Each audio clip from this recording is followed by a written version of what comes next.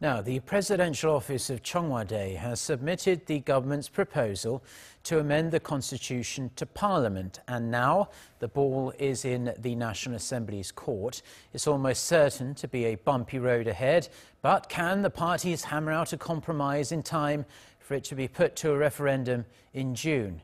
Our Kim Min-ji reports. The ball is now in the National Assembly's side following the submission of the government's proposal to amend the Constitution on Monday. March 26th gives Parliament the full 60 days for deliberation and takes into account other legal procedures that's required in time to hold a referendum alongside local elections on June 13th. The president's proposal came as talks have made little progress at the National Assembly, with lawmakers unable to come up with a proposal of their own. The government hopes that its submission will be able to stimulate parliamentary talks. Should parties aim for June 13th, they need to reach parliamentary consensus by May 4th at the latest to give it just the right number of days to complete the amendment procedure. Any proposal, whether it be the government's or Parliament's, will need more than two-thirds backing from the 293-seat National Assembly to pass. But the main opposition Liberty Korea party, which holds almost 40% of the seats, has been strongly against the government's draft. Major areas of contention go from timing of the referendum and presidential term to how the prime minister is elected and even government structure.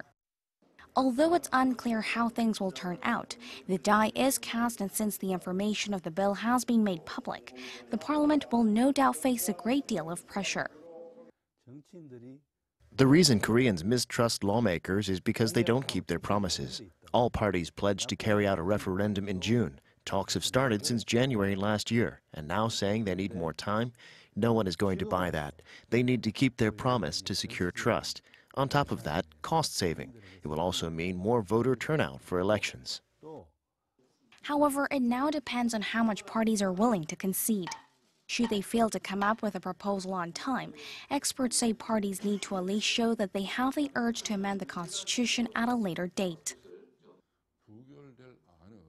Because it requires two-thirds support, the main opposition party could just turn it down.